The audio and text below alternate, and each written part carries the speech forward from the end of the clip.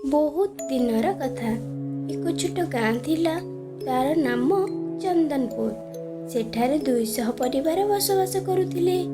सेथिमध्यरु गोटिए दरिद्र परिवार होछि रघुर परिवार।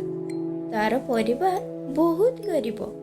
गरीब हेले मध्य तार परिवार को नहीं से बहुत खुशी रे तार परिवार चलाउथिला।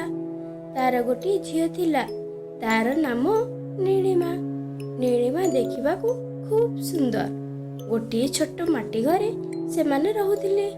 तार बुढ़ी माँ बापा आउ गोटे छोट भाई।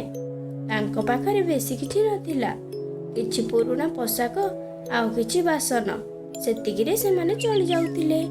नीलिमा प्रत्येक दिन जंगल को जाई काठ आनी गाँ रे बिक्री करुथिला। जहा रोजगार हुए सेथिरे से माने खुशी रे चली जाउथिले।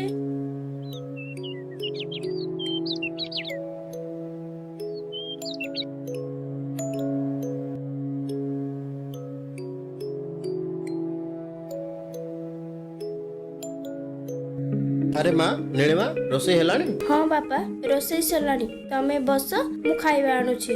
हाँ माँ, बिजू कुआडे गला?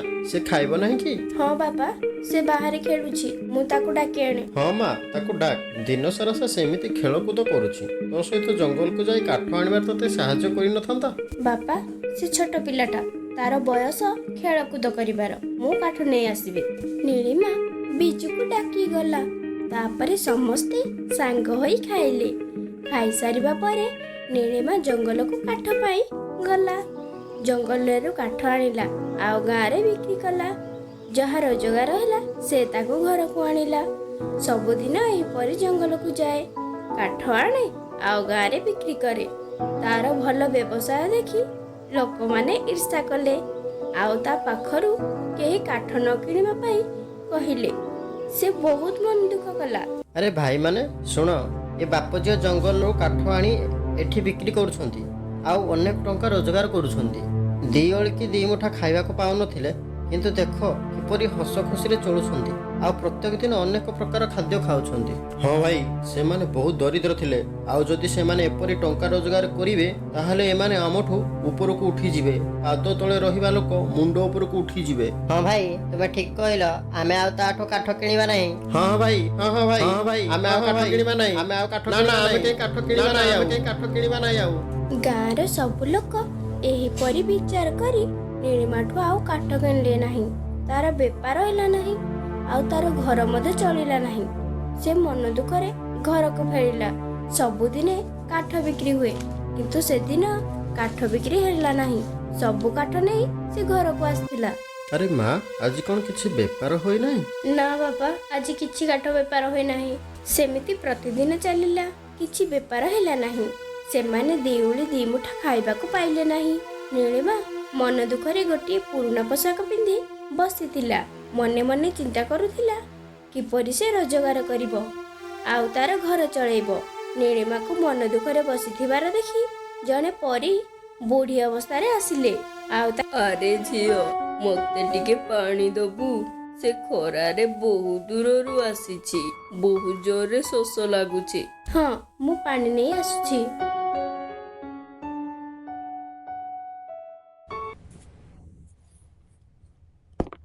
नीलिमा घर भीतर को जाई पानी नहीं आसिला आउ बुढ़ी को देला। बुढ़ी खुशी हेले।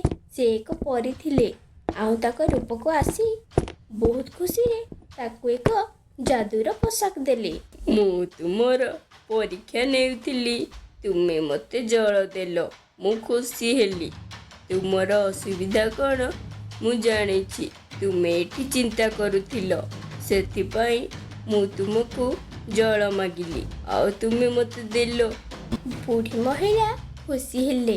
ताको एक जादूर पोशाक देले। आउ एहा देखि नीलिमा बहुत खुशी हेला।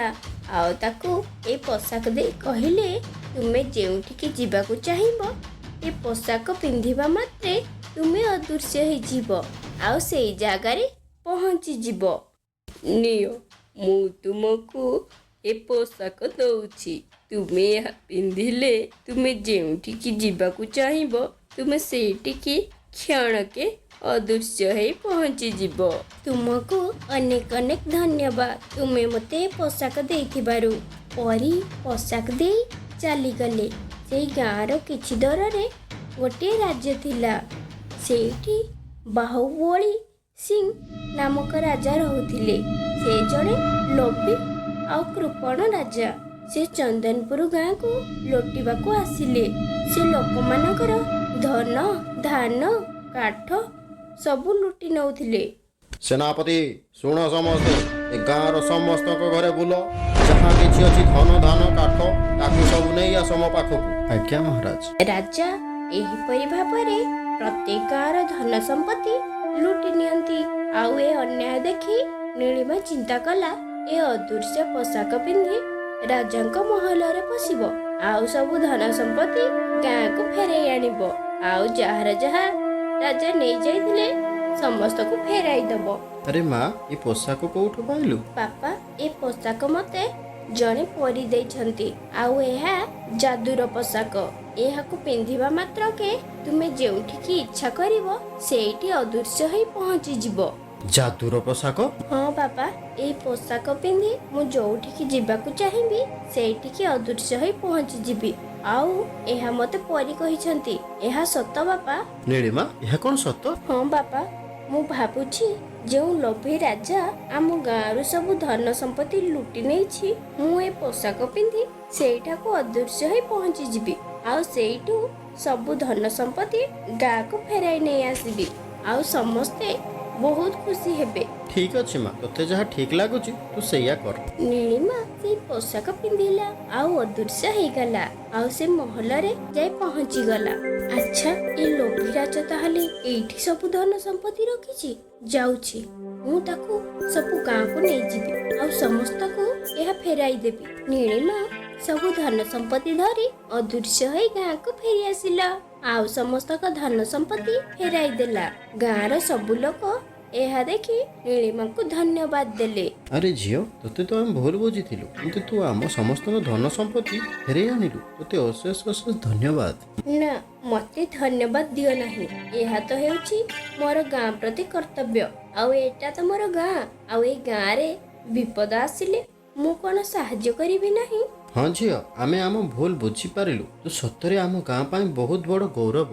ସମସ୍ତେ ଖୁସି ହେଲେ ଆଉ ନୀଳିମାଠୁ ସମସ୍ତେ କାଠ କିଣିଲେ। ନୀଳିମାର ଜୀବନ ପୁଣି ହସ ଖୁସିରେ ଚାଲିଲା। ବାପା, ଆଜି ସବୁ କାଠ ବିକ୍ରି ହୋଇଯାଇଛି।